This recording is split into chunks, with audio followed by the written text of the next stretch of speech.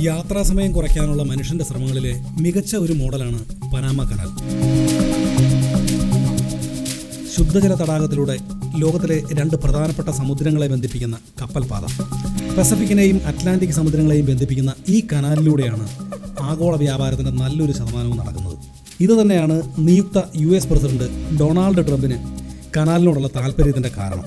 മനുഷ്യനിർമ്മിതമായ engineering പരിശ്രമങ്ങളിലെ ഏറ്റവും വലുതും അങ്ങേയറ്റം പരിശ്രമം നിറഞ്ഞതുമായ പനാമ കനാലാണ് ഇന്ന് ബിയോണ്ട് ദി ചാപ്റ്റർ സംസാരിക്കുന്നത്.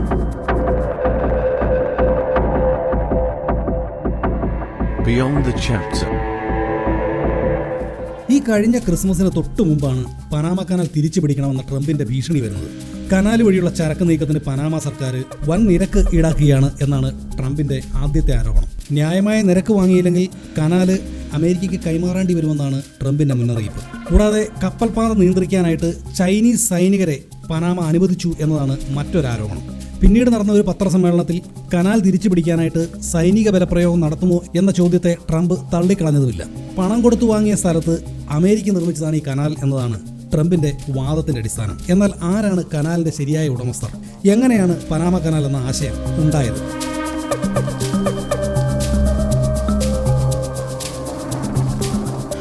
പതിനാറാം നൂറ്റാണ്ട് മുതലാണ് പനാമ കനാലിന് വേണ്ടിയുള്ള നിർമ്മാണ പദ്ധതികൾ ആരംഭിച്ചതെന്നാണ് പറയപ്പെടുന്നതെങ്കിലും ഈ കനാലിന് വേണ്ടി 1880 ഫ്രഞ്ചുകാരാണ് മുന്നിട്ടിറങ്ങിയത്.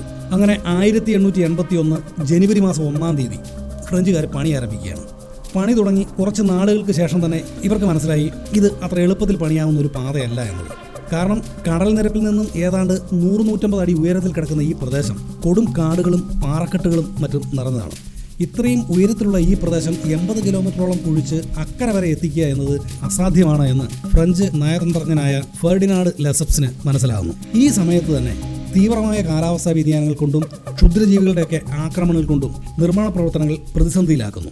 അങ്ങനെ 14 വർഷം പണിയെടുത്ത് പരാജയപ്പെട്ട ഈ കനാൽ നിർമ്മാണത്തിന് ഫ്രഞ്ചുകാർ ബലി നൽകേണ്ടി വന്നത് 22,000-ഓളം വരുന്ന തൊഴിലാളികളുടെ ജീവനും അതുപോലെ തന്നെ 28 കോടിയോളം ഡോളറുമാണ്. അങ്ങനെ ഇതുമായി ബന്ധപ്പെട്ട് ഫ്രാൻസിൽ സമരങ്ങളും പ്രക്ഷോഭങ്ങളും ഒക്കെ നടക്കുന്നുണ്ട് ആ കാലത്ത്. ഇവരുടെ കെടുകാര്യസ്ഥതയും അഴിമതിയുമാണ് ഈ നിർമ്മാണം പരാജയപ്പെട്ടതും ഇത്രയധികം മരണങ്ങൾ സംഭവിക്കാൻ കാരണമായതും എന്നുള്ള പ്രചാരണം ആ നാട്ടിൽ ഉണ്ടാവുകയാണ്.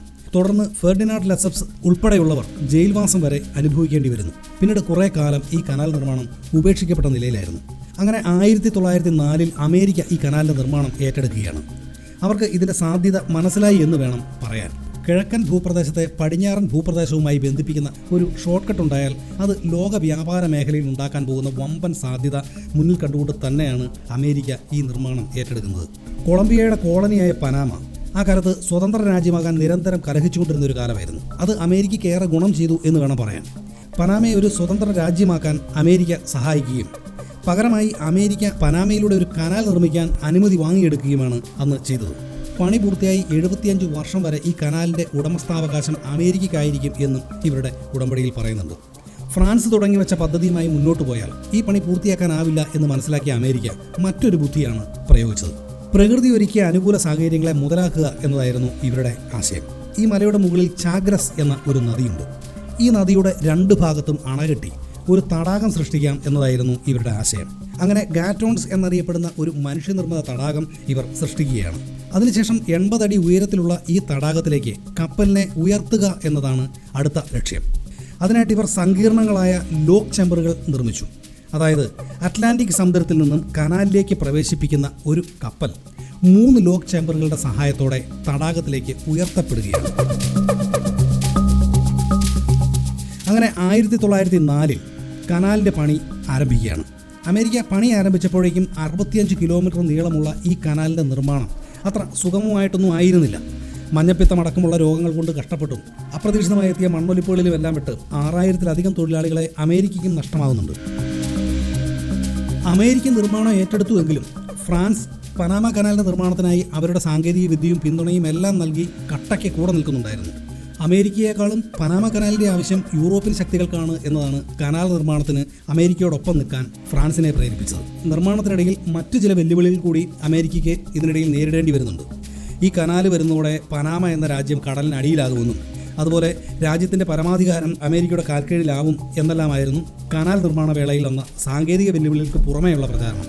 അങ്ങനെ പല പ്രതികൂല സാഹചര്യങ്ങളെയും മറികടന്ന് 10 വർഷങ്ങൾക്ക് ശേഷം 1914 ഓഗസ്റ്റ് മാസത്തിൽ കനാല് കപ്പലുകൾക്കായി തുറന്നു കൊടുക്കുകയാണ്. 8000 നോട്ടിക്കൽ മൈൽ ദൂരം യാത്രയിൽ കുറയ്ക്കാനുള്ള മനുഷ്യന്റെ പ്രയത്നമാണ് പനാമ കനാൽ. അതായത് ഒരു കപ്പൽ പസഫിക് സമുദ്രത്തിൽ നിന്നോ അറ്റ്ലാന്റിക് സമുദ്രത്തിൽ നിന്നോ യാത്ര തിരിച്ച് 80 കിലോമീറ്റർ താണ്ടി മറുകര എത്താനായിട്ട് വെറും 8-9 മണിക്കൂറുകൾ മാത്രം. തെക്കേ അമേരിക്കൻ വൻകരയെ വലം വെച്ച് ദിവസങ്ങൾ താണ്ടി മാത്രം യാത്ര സാധ്യമായിരുന്ന കപ്പലുകൾ ഇന്ന് പനാമ കനാലിലൂടെ സമയവും സാമ്പത്തികവും ലാഭിച്ച് യാത്ര തുടരുകയാണ്.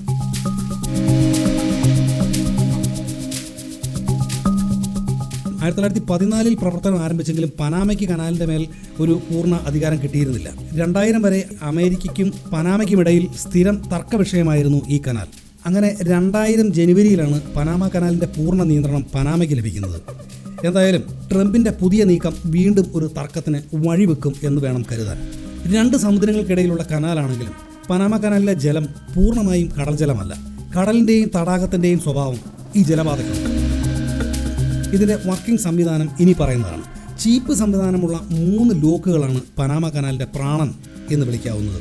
പെഡ്രോ, മിഗ്വൽ ആൻഡ് മിറാഫ്ലോർസ എന്നീ ചെറു തടാകങ്ങളിൽ നിന്നുള്ള ഗ്രാവിറ്റിക്കനുസരിച്ചുള്ള ജലത്തിൻ്റെ പ്രവാഹമാണ് ഈ കപ്പലുകളെ ഗാറ്റൂൺ എന്ന ജലപാതയിലേക്ക് അല്ലെങ്കിൽ ആ തടാകത്തിലേക്ക് എത്തിക്കുന്നത്.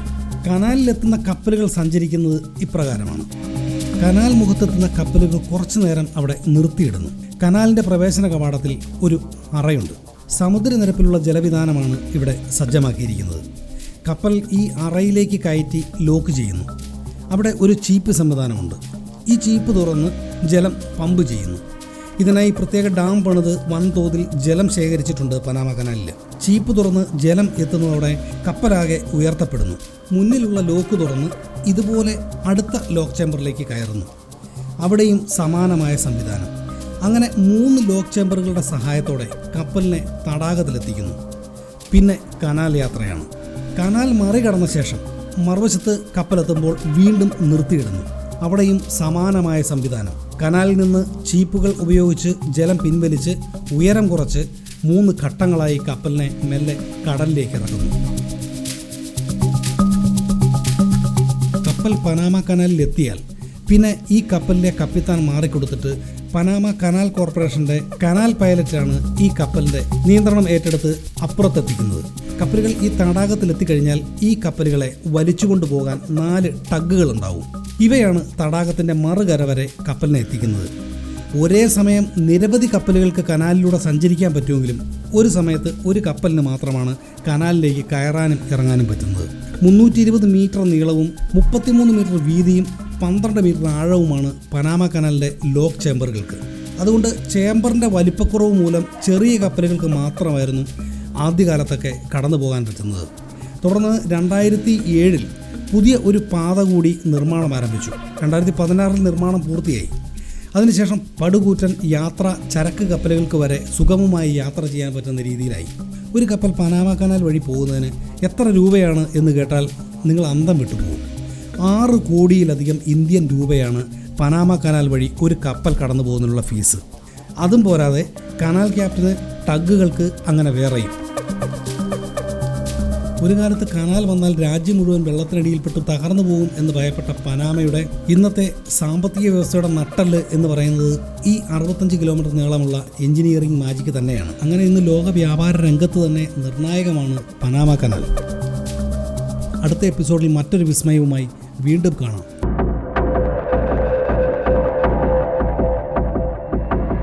Beyond the chapter.